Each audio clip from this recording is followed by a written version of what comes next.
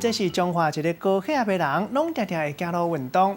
一摆运动了后，常常倒伫涂骹唔知人，赶紧给人送去病院急救，才查讲原来是急性心脏脱条咧。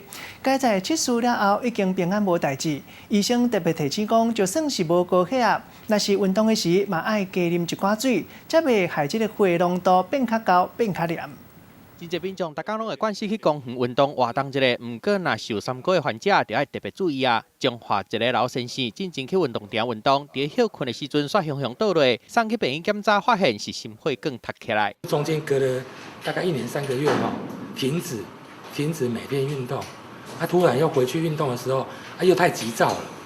第一天我走了3公里，第二天我就追求说要走到之前的水准，虽然满身大汗了但是还是算是蛮舒畅的，但是坐在旁边休息就不自觉就昏倒。50岁的老先生是有三高的患者，有定期做检查，嘛有运动咧减肥。本来就是身体愈来愈健康，结果煞发生这款的代志。医生讲，患者送去病院检查了后，发现心脏三条冠状动脉拢塌起来，塌的程度是100%、90%、甲70%，尾也甲血筋拍通到支架，才甲老先生的命救回来。运动的话，其实要循序渐进你不要说太过躁进比如说你可能一开始我会建议说，你可能用快走的方式。医生提醒，若三高的患者爱注意，莫做强度伤强的运动。普通民众在运动的时阵，嘛要加啉水，因为流汗会让体内水分减少，心跳变紧。若是无补充水分，血的浓度就会变较可靠，较会让血筋塌起来，造成性命的危险。记者综合报道。